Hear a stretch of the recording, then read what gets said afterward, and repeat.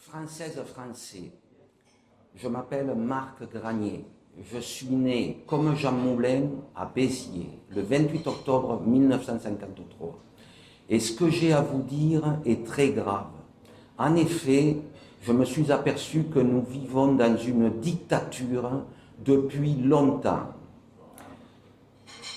Monsieur Fioril m'a expliqué il y a 3-4 ans et j'en ai conclu que, évidemment, ça n'a été que de la confirmation de ce que je pressentais, de ce que je ne voulais pas croire. J'ai été muté à la CRS numéro 1, à la section moto d'escorte, qui s'occupe des hautes personnalités depuis que le général de Gaulle a nommé cette CRS numéro 1 pour la protection des hautes personnalités. J'y suis arrivé pour représenter la CRS 1 en compétition. Je l'ai dignement représentée pendant 35 ans.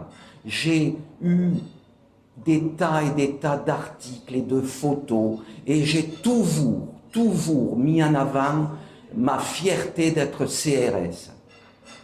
Et le 11 avril 2006, alors que nous étions en entraînement de tir à moto au fort de Montlignon, j'ai gravement été blessé par balle. La balle est rentrée dans mon dos et est ressortie au nombril. Elle est passée sous le gilet pare-balles et j'ai ramené la moto, il me restait une 50aine de mètres à faire. On m'a descendu de la moto, on m'a déshabillé, la balle était posée sur le nombril. À ce moment-là, le fonctionnaire qui m'avait tiré dans le dos à bout portant, je lui ai demandé de venir, je lui ai donné la main et je lui ai dit « Régis, ça n'est pas grave, je préfère être à ma place qu'à la tienne. » Et pendant 2 ans, j'étais persuadé que c'était un accident. Et puis, le comportement de Régis m'a paru bizarre. Non seulement il ne m'a plus jamais reparlé de cet accident, mais je me suis aperçu, sans qu'il me le dise, qu'il ne pouvait pas me saquer. Et là, j'ai mené mon enquête. Et vite fait, je me suis aperçu que cela avait été commandité. N'hésitez pas à parler aussi de ce que vous aviez découvert de ces détournements de fonds. Alors, sur le moment, je me suis...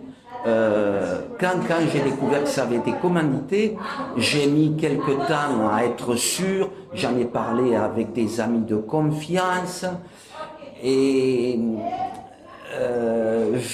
j'étais persuadé que, alors je suis persuadé que ça a été commandité par monsieur Claude Guéant, qui était à l'époque directeur du ministre de l'Intérieur, monsieur Sarkozy.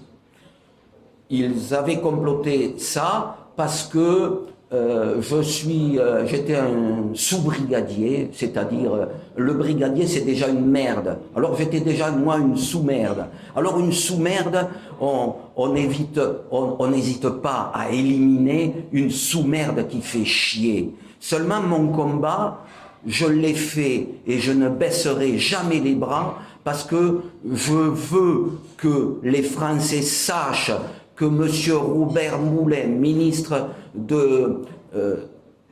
du Travail, a été assassiné, que M. le Premier ministre Bérégovoy a été assassiné, que M. Coluche a été assassiné. Des gens comme Coluche, on lui avait proposé la Légion d'honneur et par derrière on l'assassine. Comment pouvez-vous supporter de telles injustices? Alors on m'a dit, mes camarades de travail m'ont dit, « Oh mais Marc, oublie tout ça, prends ta retraite, et puis pars à l'étranger. » Et je leur ai dit non, je suis un ancien béret rouge. Un béret rouge ne trahit pas et ne n'abandonne pas. Un béret rouge n'abandonne jamais. Béret rouge, béret vert, tous ensemble. Tous, les bérets rouges, les anciens bérets rouges, les anciens bérets verts, venez avec nous le 5 mai 2018, place de la Concorde. Nous devons mettre fin à ces criminels qui nous gouvernent. Voilà, ça c'est pour les paras. Maintenant, mes collègues, il y en a qui ont eu les larmes aux yeux quand ils ont compris que ce que je disais était la vérité. Parce que la blessure par balle, ça allait, j'aurais encaissé. Si, à ce moment-là, on m'avait dit, écoutez, monsieur Granier, on a fait une connerie, mais voilà, est-ce que... Eh bien non, ils sont allés plus loin. Et ils sont allés à un endroit où je ne pardonnerai jamais, c'est impardonnable. Ils ont comploté pour, à 3 reprises, me mettre une balle dans la tête et dire que c'était un suicide. Ah ben bien sûr, le policier, il a son arme individuelle, hein, et puis c'est facile, c'est facile. Il y en a beaucoup qui ont été éliminés comme ça. Énormément. Je connais mon ami Xavier Merlin, qui travaillait à la direction zonale. Eh bien, ça a été mon premier confident. Ça a été le seul à la CRS1 à m'encourager. Il m'a dit, Marc, n'abandonne pas, ce sont des fumiers. Eh bien, il l'a payé très cher. J'espère que c'est pas de ma faute si il a été tué, parce qu'il a été tué le lendemain de l'attentat du Bataclan. Et c'était quelqu'un qui connaissait énormément de choses. Je vais vous dire ce qu'il m'avait dit lorsque j'étais en interrogation sur l'affaire Mera. Je vais vous dire, et je vais vous dire que je pense que c'est pour ça qu'il a été tué. Eh bien, sur l'affaire Mera, il faut savoir que Mera, les Américains l'avaient intercepté dans les pays où ils s'entraînent pour le djihad.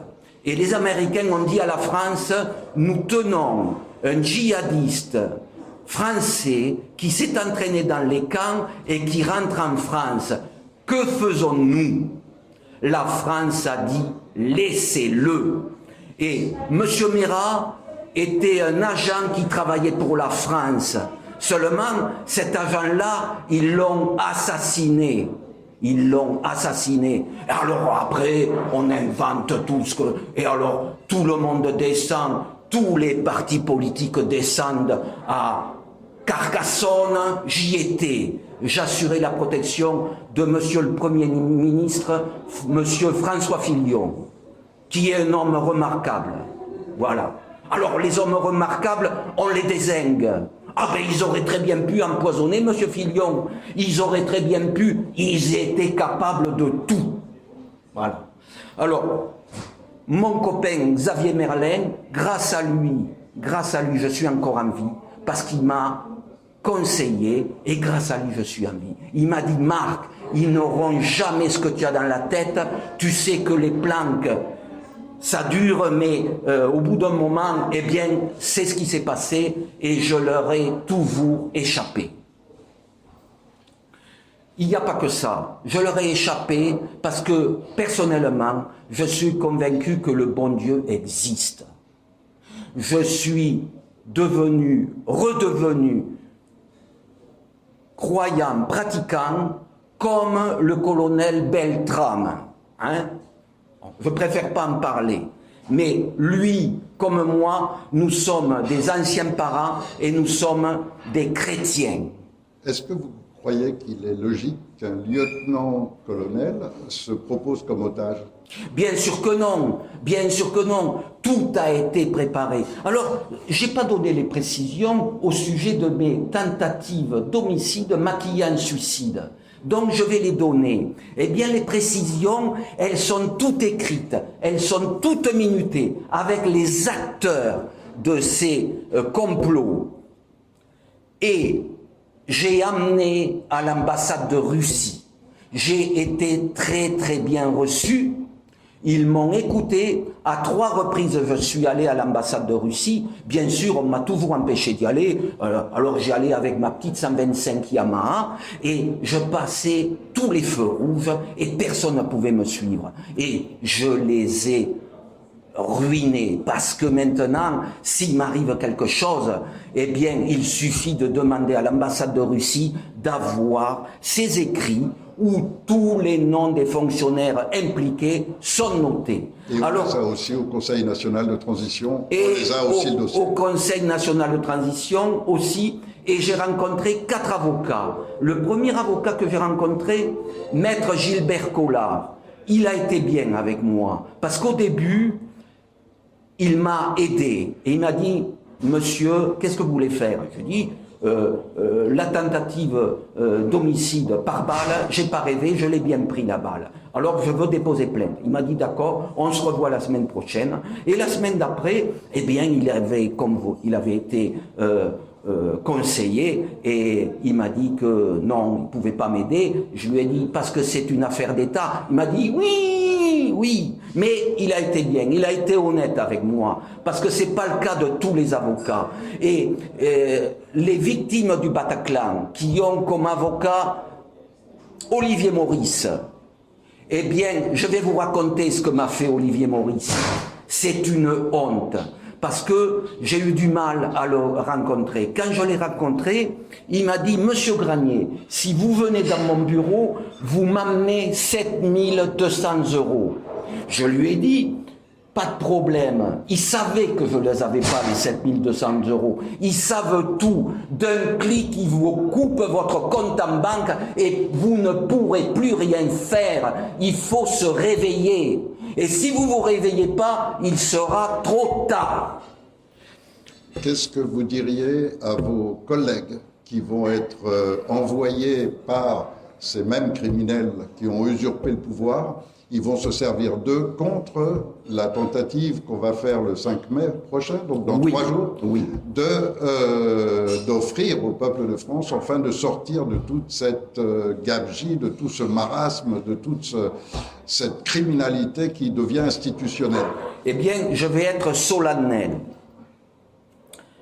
Le 5 mai 2018, c'est-à-dire dans quelques jours, nous nous rassemblons des généraux de l'armée, des généraux de la gendarmerie, des hauts fonctionnaires de police, des hauts magistrats qui individuellement ne peuvent rien faire. Et ils savent que les traîtres à la nation nous envoient dans le mur.